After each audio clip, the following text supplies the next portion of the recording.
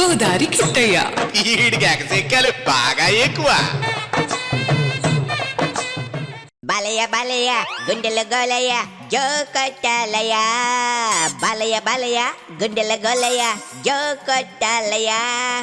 ఒడుపుగా వయసుని వంగదీయాలి, వంటిపై వలపుని రంగరించాలి. జయమ్మ జయమ్మ సంధిస్తే చాలమ్మా సై అంటానులే. జయమ్మ జయమ్మ సంధిస్తే చాలమ్మా సై అంటానులే. తీయగా వెయ్యన వయసు తాంబూలం, మెత్తగా తీర్చన మొదటి మొహమాటం. బాలయ్య బాలయ్య గుండెల గోలయ్య జో కొట్టాలయ్యా. ఏంట్రా బాబు, రాత్రి గాని లారీ డ్రైవర్ సినిమానే కళ్ళలోకి వచ్చిందా? ఉదయాన్నే విజయశాంతి బాలయ్య పాట అందుకున్నావు. కాదు మాయా, మొదటిసారి బాలయ్య బాబు రాజకీయాల్లో ఓ ఊపు ఊపెట్టాడు కదా. అదేంద్ర బాబు అట్టానీషో, ఆయన హ్యాట్రిక్ పొలిటీషియన్. గత 3 పర్యాయాలు హిందూపూర్ లో గెలిచిన హీరో.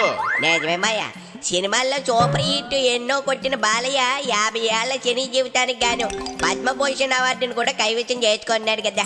కానీ రాజకీయాల్లో తనదైన ముద్ర వేసుకోలేదు ఎన్నాళ్ళను. ఇప్పుడు ఆ సరదా కూడా తీర్చేశాడు.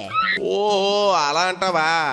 అంటే బావ సీఎం, అల్లుడు మంత్రి వీళ్ళు ఉండగా తాను రాజకీయాల్లో కూడా దూసుకుపోతే బాగోదని ఊరుకుని ఉంటాడు.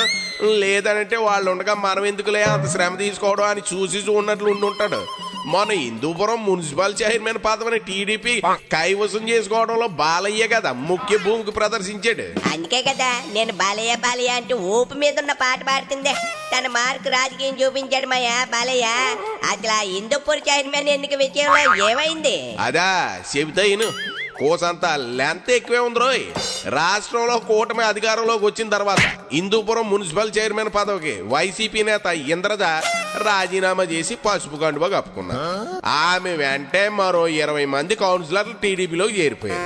అయితే స్థానిక రాజకీయాల కారణంగా 4 కౌన్సిలర్లు మళ్ళీ జగన్ సమక్షంలో వైసీపీలో చేరారు.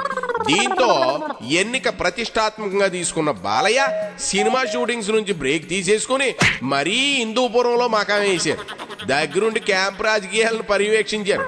అంతే రొట్టి విరిగిన ఎదురు పడిపోయింది. బాలయ్య బాబా మధ్య కన్నా ఎలా మేనేజ్ చేశారు మాయా బాలయ్య? ఏముందే, వైసీపీ నుంచి టీడీపీలోకి వచ్చిన కౌన్సిలర్లు మళ్ళీ సొంత కూటికి చేరుకొని ఇవ్వకుండా పక్కగా ప్లాన్ చేశారు బాలయ్య. క్షేత్రస్థాయిలో రాజకీయం చేసి హిందూపురం మున్సిపాలిటీని వైసీపీకి దక్కకుండా చేయడంలో బాలయ్య సూపర్ సక్సెస్ అయ్యారు. మొన్నటి ఓటింగ్ లో టీడీపీకి అనుకూలంగా 23 ఓట్లు వస్తాయి. వైసీపీ అభ్యర్థి వెంకటలక్ష్మికి 14 ఓట్లు మాత్రమే పడ్డాయిరా. దాంతో టీడీపీ అభ్యర్థి రమేష్ విజయం సొంతం చేసేసుకున్నాడు. ఆయన్ని అభినందించిన బాలయ్య ఆయన్ని దగ్గరుండి సీట్లో కూర్చోబెట్టారు.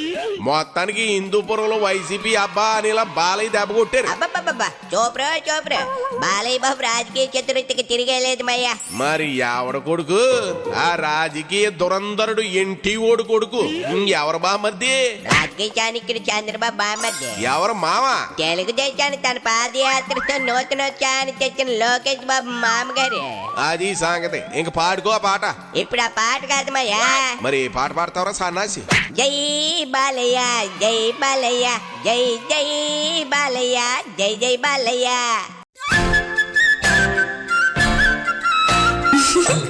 గోదారి కిట్టయ్య. ఈడికి ఎగసెక్కాలు బాగా ఎక్కువ.